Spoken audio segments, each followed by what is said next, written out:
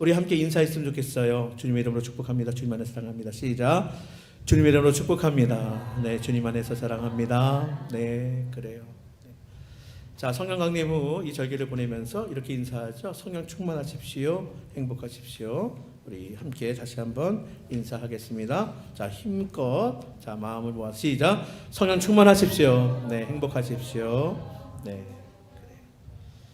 이거 좀 줄여주실래요? 제가 하도 더위를 타니까 그냥 선풍기를 3단으로 놔가지고 네, 아예 끄지 마시고 네, 여러분 참 인생을 어떻게 생각하십니까? 네, 우리 사람에 따라서 밝고 긍정적인 사람이 있고 조금 좀 무겁게 생각하는 사람들이 있고요. 네. 경우에 따라서 다 다르지만 여러분 제가 오늘 질문하는 것 또 오늘 말씀 우리가 잘 듣고 귀한 은혜가 될 수 있기를 바랍니다. 여러분 죽음은 어떻게 생각하십니까? 예. 여러분 죽음하면 참 우리나라 특히 동양권 같은 경우는 굉장히 터부시하는 경향이 좀 있습니다. 그러나 지금 최근에는 그래도 많은 사람들이 웰빙보다는 또 웰다잉에 관심을 갖는 게 또 점점 다 그렇다는 얘기가 아니에요. 예. 그래서 여러분 그러나 중요한 것은 뭐냐면 사람이 반드시 한 번 태어나는 것처럼 또 누구나 죽는다는 사실입니다. 기독교의 역사관은 직선론적인 역사관입니다.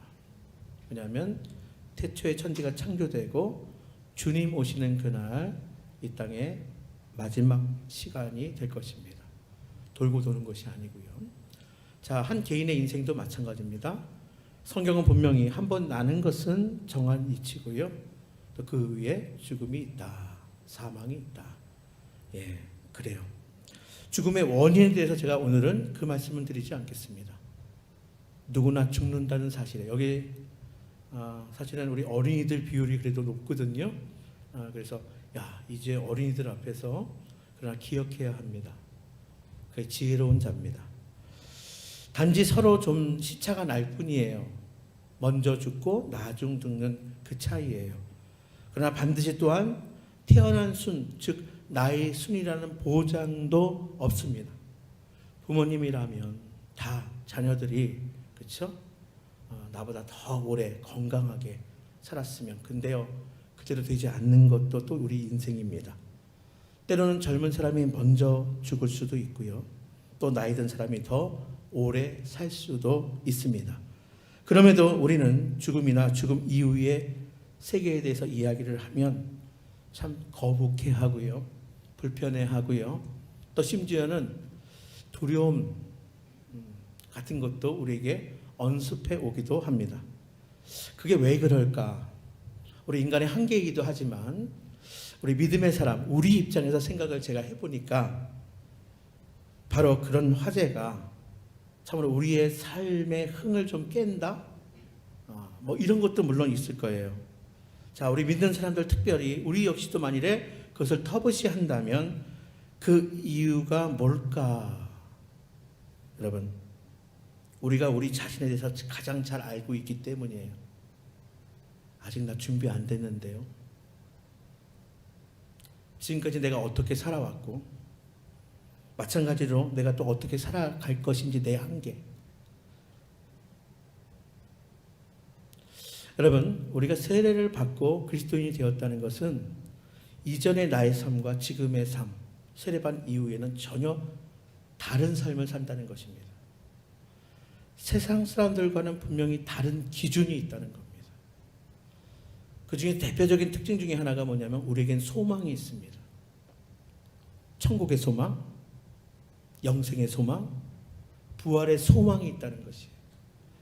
근데 이 소망은 이 땅을 살아갈 때 우리에게 자 직접적으로는 오래 참고 인내하며 살아가게 합니다. 또한 우리에게 이 땅의 삶이 끝이 아님을, 이 땅에서의 삶이 다가 아님을 우리가 고백하며 또한 살아가는 것입니다. 그러므로 천국보다 더 좋은 곳이 없다 믿는 우리에게 죽음이 아직도 불편하다면, 아직도 거북스럽다면, 이런 이야기를 별로 듣고 싶지 않는다면 사실은 먼저 내 자신, 내가 정말 어떻게 살아가고 있는가, 어떻게 믿음 생활하고 있는가, 나에게 주신 그 믿음, 사랑과 은혜, 그 소망, 정말 내가 붙들고 살아가고 있는가, 우리가 한번 돌아봐야 할 것입니다. 그래요. 사람들은 압니다. 아니, 우리 자신도 압니다. 다른 사람들에게 비춰지는 모습이 아닌 내 자신을 너무나 잘 압니다. 다른 사람들의 평가 이전에 나의 모습을 가장 잘 알기 때문에 어떻게 보면 죽음 이후의 세계에 대한 그런 이야기가 두렵기도 하고 그리 달갑지 않게 여겨지기도 하는지도 모르겠습니다. 그게 소망이나 위로가 되기보다는 오히려 걱정거리, 오히려 두려움이나 부담으로 작용하는 것은 아닌가, 우리가 다시 한번 생각해 보았으면 좋겠어요. 그러나 여러분, 우리 기독교 신앙의 궁극적인 목표는 언제나 천국입니다. 출애굽한 이스라엘 백성들의 최종적인 목적지는 광야에 보다 살기 좋은 그 어느 곳이 아니었어요. 광야를 다니다 보니까 여기가 비교적 좀 난 곳이야. 여기는 오아시스야. 여긴 그늘도 있고 마실 물도 있어. 그곳이 출애굽한 이스라엘 백성들의 최종 목적지가 아니었어요. 출애굽한 이스라엘 백성들의 최종 목적지는 요단강 건너편의 가나안 땅이었습니다. 이렇듯이 출애굽한 이스라엘 백성들, 하나님의 백성들의 최종 목적지가 요단 건너편의 가나안이었듯이 우리의 최후 목적지 역시도 죽음이라는 요단강 건너편에 들어가는 천국이 되어야 하는 거예요. 여러분, 우리는 절대 교양이나 무슨 현대인의 문화생활을 위해서 신앙생활을 하는 것이 아닙니다. 좀 고상한 동아리 모임으로 우리가 신앙생활하는 것이 아니라는 거예요. 또 돈 잘 벌고 자식들 잘 되라고 예수 믿는 것도 결코 아닙니다. 우리가 예수 믿는 것은 천국 가기 위함입니다. 천국 가기 위해서 예수 믿고요. 그리고 오늘 찬양하고 기도하고 예배하는 거예요. 한 부자가 있었습니다. 오늘 본문의 말씀이에요. 오늘 본문 19절에 보면 그 부자는 늘 자주색으로 염색한 최고급 겉옷을 입고요. 속에는 고운 극세사 베옷을 입고 날마다 초호화판 파티를 벌이면서 호화롭게 살았다고 기록하고 있습니다. 그런데 오늘 이 무대에는 그 부자뿐만이 아니라 딱하기 그지없는 병든 거지 한 사람도 등장합니다. 사실은 이 거지가 오늘 성경이 우리에게 들려주는 이야기의 주인공입니다. 몸은 온통 피부병으로 말이 아니었습니다. 그 부잣집 문 앞에서 그냥 널브러져 있는 것으로 보아서 아마 그는 몸을 스스로 움직이기도 어려울 정도로 힘든 중증 환자였을 것입니다. 그럼에도 그 부잣집에서 그 병든 거지에게 관심을 보인 것은 오직 개들뿐이었어요. 우리 본문 21절에 보면 개들이 와서 그 거지의 헌대를 핫했을 뿐입니다. 그런데 중요한 것은 부자의 그 호화스러운 삶도 또 병든 그 거지의 비참하고 구차한 그 삶도 결코 영원하지 않았다는 것입니다. 오늘날 부자도 죽고 거지도 죽었습니다. 이게 인생이에요. 그런데 오늘 본문 22절을 보면 부자는 죽어 장사되었다고 분명히 기록해요. 거지에 대해서는 그냥 죽었다는 말뿐입니다. 이 얘기는 최소한의 장례 예식도 없었다는 거예요. 병든 거지에다가 남의 문간에서 객사한 사람인데 무슨 장례 절차가 있었겠습니까? 그냥 아마 거적에 둘둘 말아서 당시의 성박 쓰레기장, 소각장, 흰놈 골짜기에 그냥 내다 버렸을 거예요.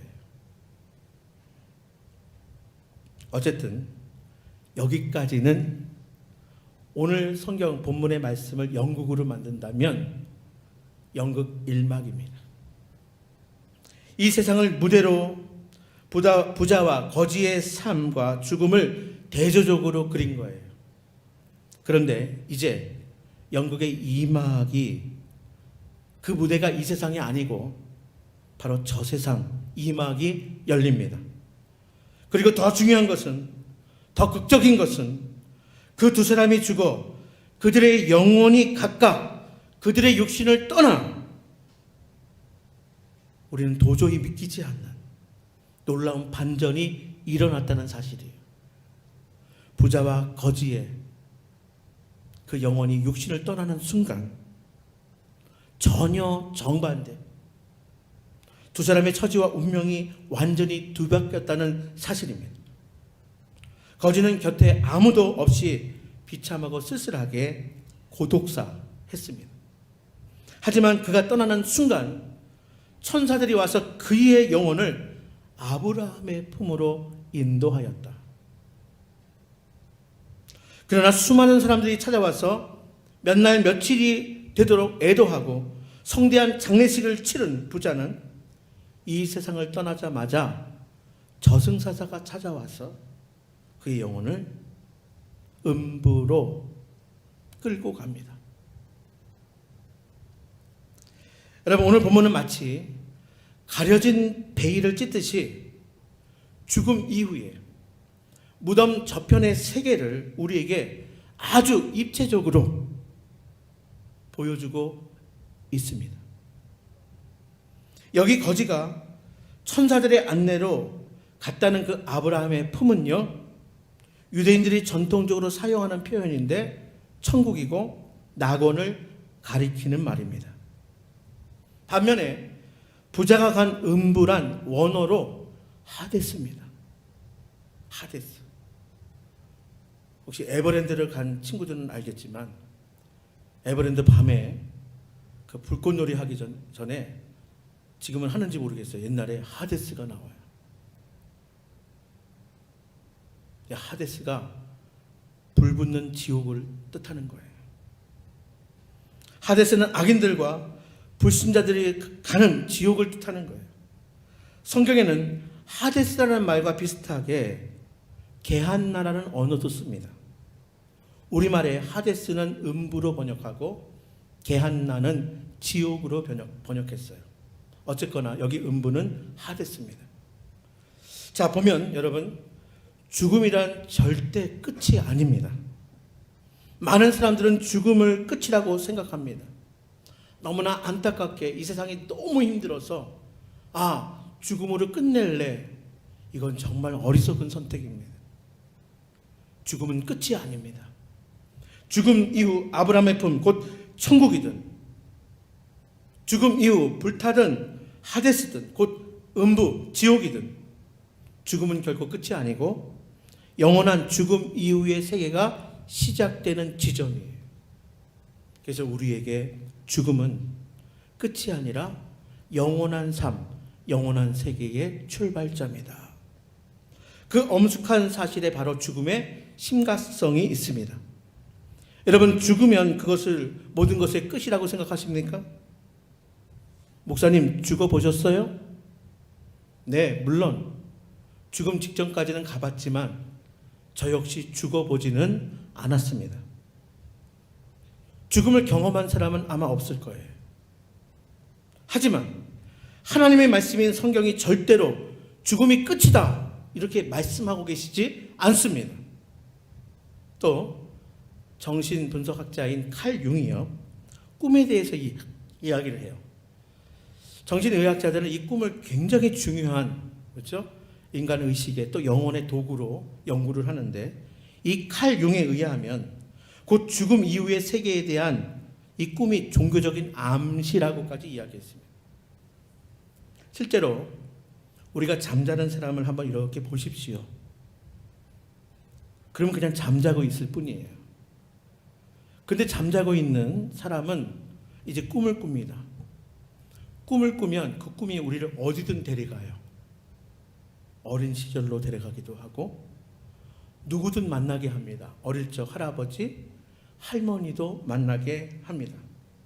그 사람은 꿈속에서 현실 세계보다 훨씬 더 방대하고 신비하고 오묘한 세계를 다 헤매고 다닙니다. 그래요. 그런데 그 자고 있는 사람들을 보면 보는 사람은 그냥 자고 있을 뿐이에요.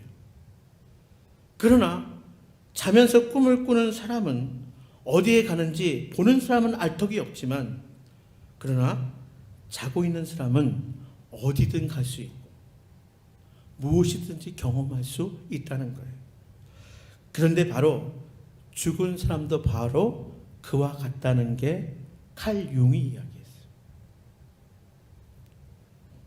우리는 이제 죽었으니까 이 사람은 모든 것이 끝났다고 생각하고 화장도 하고 매장도 하며 장례를 치르지만 그것은 단지 그 사람의 몸, 시신만을 그렇게 처리하는 것일 뿐 그 사람의 영혼은 아닙니다. 그 사람의 영혼은 그때부터 마치 꿈속에서 세계처럼 천사의 안내를 받아가든 우리가 흔히 이야기하는 저승사자에 끌려가든 천사의 안내를 받아 아브라함의 품에 가든가 아니면 저승사자에게 끌려가서 음부로 가든가 전혀 새로운 내생이 그때부터는 우리의 영원한 삶이 시작된다는 것입니다. 여러분 누구도 제3의 자리는 없습니다. 중세 카톨릭에서 연옥을 이야기했는데 여러분 카톨릭 신자들에게도 연옥은 없어요. 성경 어디에도 없습니다. 다 천국 아니면 다 지옥입니다. 아브라함의 품 아니면 하데스입니다. 그렇다면 여기에서 질문이 하나가 있어요. 여러분 아마 궁금해질 거예요. 오늘 본문에 나오는 두 사람 부자와 거지는 어째서 그들의 죽음 이후에 하나는 아브라함의 품으로 또 하나는 하데스로 왜 그렇게 결정되었냐는 것이에요. 부자는 어째서 음부로 가고 지옥으로 가고 거지는 어째서 천국으로 가게 되었냐는 것입니다. 이게 중요한 거 아닙니까? 거지는 이 땅에서 가난하고 병든 노숙자로 살았기 때문에 천국에 가는 거고 부자는 이 땅에서 잘 먹고 잘 살았기 때문에 죽어서 하데스, 지옥에 가는 것입니까? 절대 아닙니다. 조금도 아니에요. 물론 우리 주님이 부자가 천국에 가는 것은 낙타가 바늘길을 통과하는 것보다 어렵다. 이 얘기는 거의 불가능하다 말씀하였지만 그 뜻은 부자는 절대 하데스다, 지옥이다 이 말이 아니에요. 성경 창세기부터 요한계시록까지 가난했기 때문에 천국이고 부자이기 때문에 지옥이고 이렇게 말씀하지 않습니다.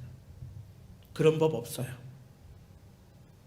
단지 부자로 산다는 것이 그만큼 더 힘든 것이 객관적으로 여러 가지 볼 때 그럴 수 있어요. 여러분 우선 죽어서 아브라함의 품에 안긴 거지에 대해서 한번 생각해 보았으면 좋겠어요.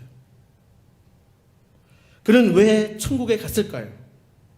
왜 거지는 아브라함의 품에 안겼을까요? 다시 말씀드리지만 절대 이 땅에서 가난하게 살았다는 이유만으로 천국에 간 것은 아닙니다. 여러분 부자와 거지의 근본적인 차이 오늘 본문에서 무엇일까요? 이름입니다. 거지의 이름을 한번 보십시오. 거지의 이름이 뭡니까? 나사로입니다. 부자는 이름이 없어요. 그런데 거지 주지에 성경에 이름을 올렸어요. 나사로라는 이름이 있습니다. 나사로라는 이름의 뜻은 하나님이 도우신다. 혹은 하나님은 나의 구원이라 라는 뜻이에요. 그런데 이 이름은 그대로 이 병든 거지의 신앙적인 혹은 영적인 정체성을 의미하는 것입니다. 그렇게 봐야 옳아요. 왜 그럴까요? 오늘 본문의 말씀은 실화가 아니에요. 이건 예수님께서 만든 이야기입니다.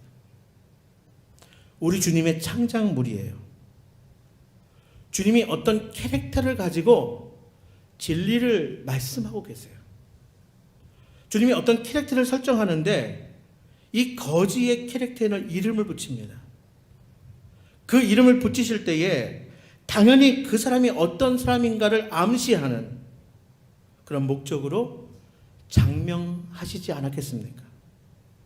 우리 주님이 그 숱한 이름 가운데 굳이 하나님이 도우신다는 뜻의 나사로, 하나님은 나의 구원이라 라는 이름의 뜻인 나사로를 붙였을 때에는 거기는 거짓 나사로야말로 인간적으로 보면 가장 고단하고 불행한 인생이었지만, 그러나 영적으로 오히려 늘 하나님의 도우심으로 살았던 그 누구보다도 복된 인생이었다.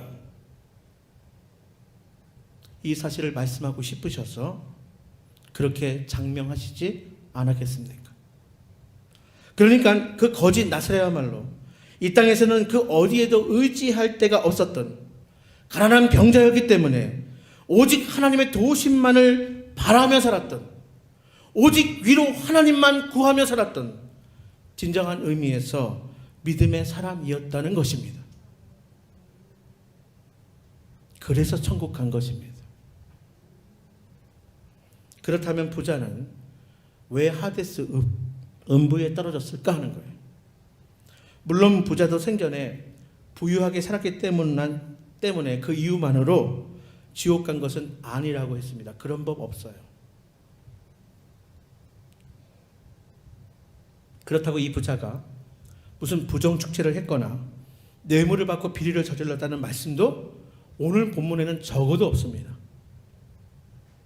그럼에도 그는 지옥 불구덩이에 하데스에 떨어져서 처참한 고통을 당합니다. 제발 물 한 방울 달라고 호소하는 그의 처지가 생전의 거짓 나사로보다 더 훨씬 딱하고 비참해 보입니다. 그렇다면 부자의 죄는 도대체 무엇이었을까?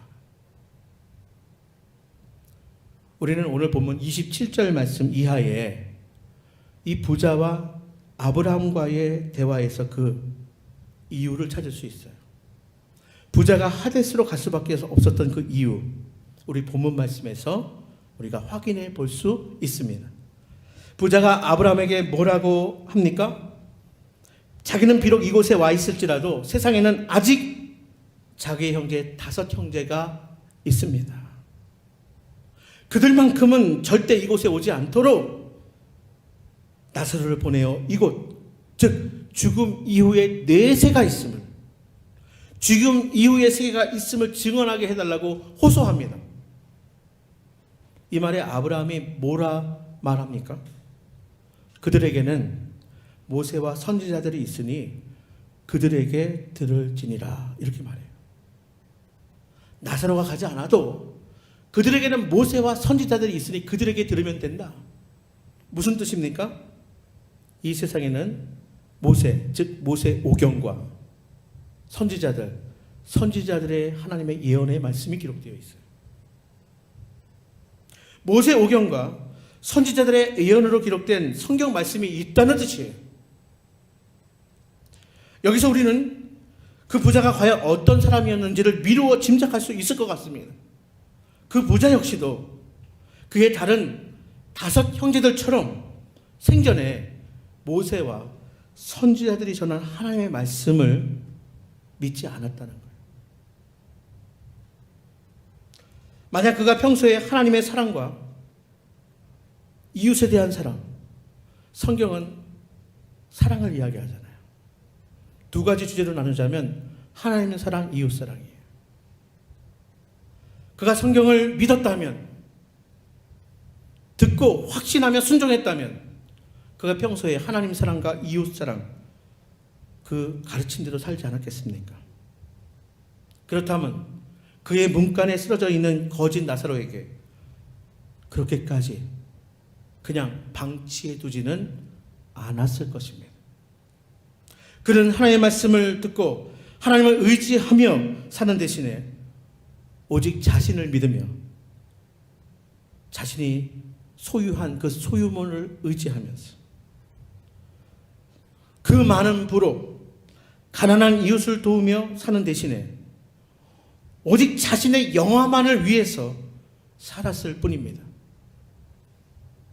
또 30절 말씀을 보면요, 부자가 만일 죽은 자 가운데서 그들에게 가는 자가 있으면 그들이 회개할 것입니다. 내 형제들이 죽은 자가 살아나서 가면 회개할 것입니다. 이렇게 말하는데 이 말도 역시 마찬가지예요. 그 부자도 다른 형제들처럼 그간 아무런 회개도 없이 살았다는 것을 알 수가 있습니다. 그런데 이제서야 그런 삶이 얼마나 어리석고 위험천만한 정말 치명적인 후회를 가져오는 삶인지 이제서야 알게 되었다는 것입니다. 그러나 자기는 이미 때가 늦었으니 어쩔 수 없지만, 그래서 아직까지 살아있는 형제들만이라도 절대로 이곳에 오지 않도록 나사로를 보내어 그들을 좀 회개시켜달라고 간청하는 거예요. 그런데 이 부자의 마지막 호소, 이 간청에 대해서 아브라함이 뭐라고 대답합니까? 참 리얼해요. 단호합니다. 31절 말씀을 보겠습니다. 우리 31절 한번 다 같이 한번 읽어볼까요? 이르되 시작.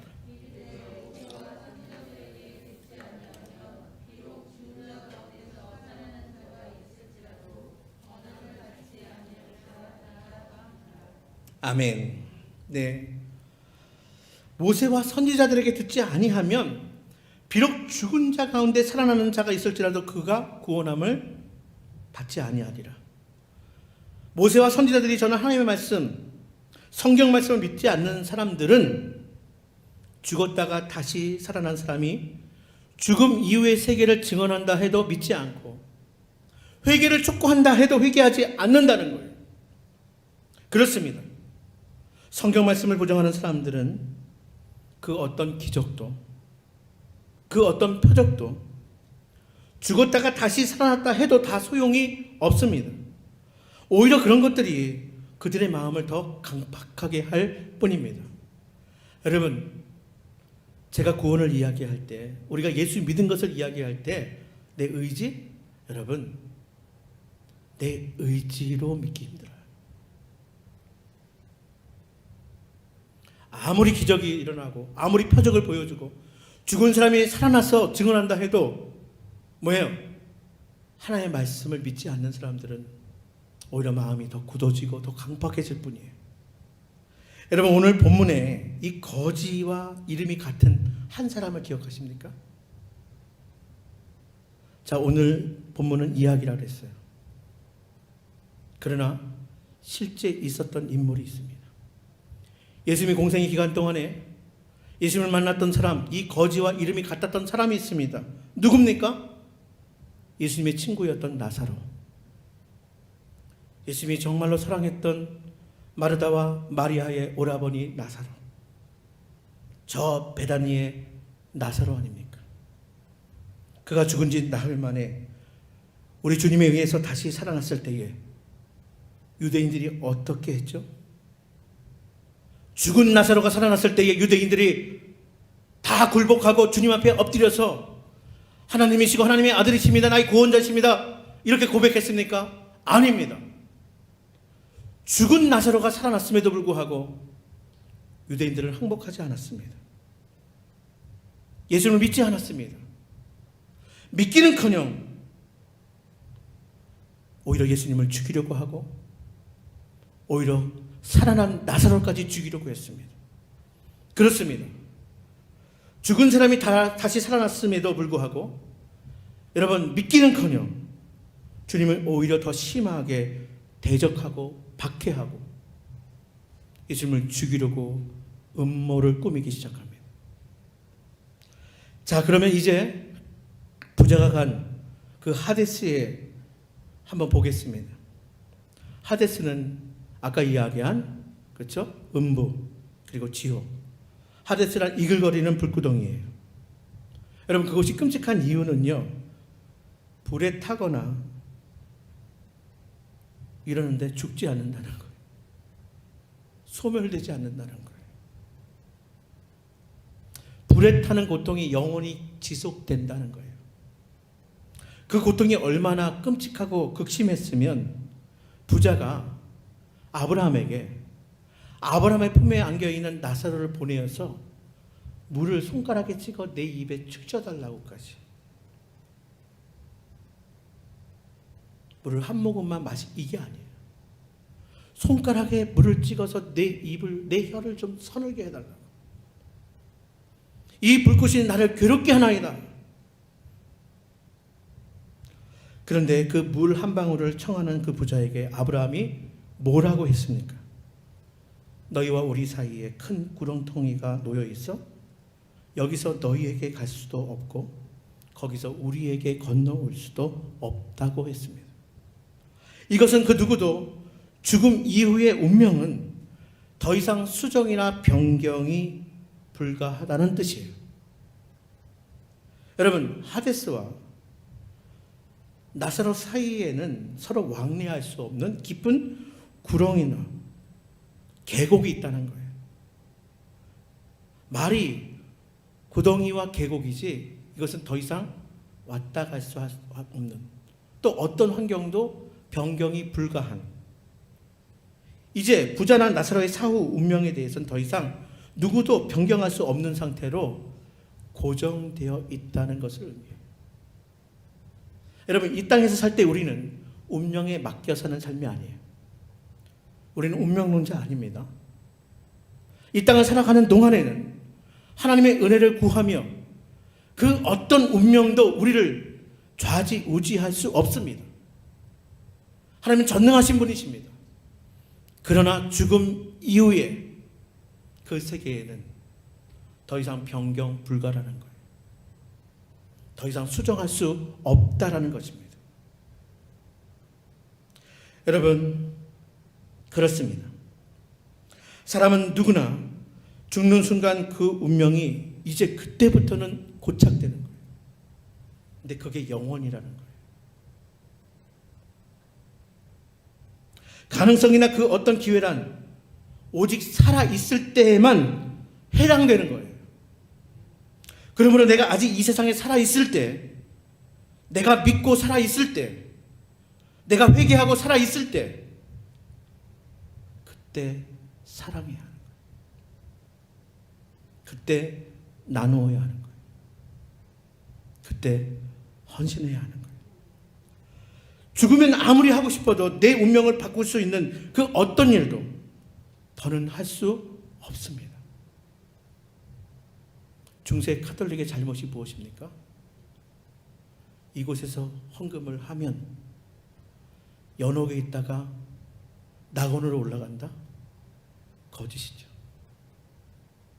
죽음 이후에는 고정되는 거예요. 변경 불가해요. 여러분, 부자를 보십시오. 나사로를 보내서 자기 형제들을 회개시켜달라고 이렇게 한 걸 보면 늦게나마 나름 회개의 중요성을 깨달았던 것 같아요. 또 살아있을 형제들만큼은 결코 절대 않고 이곳에 오지 않게 해달라고 탄원한 것을 보면 구원의 소중함, 전도의 필요성 같은 것을 깊이 인식한 것 같습니다. 그러나 때가 늦었습니다. 살아있을 때 그렇게 해야 하는 겁니다. 기도도 살아있을 때 하는 겁니다. 사랑도 살아있을 때 하는 거예요. 보십시오.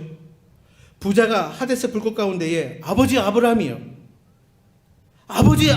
하며 호소했음에도 불구하고 그게 하나도 안 먹힙니다. 하나도 안 통합니다.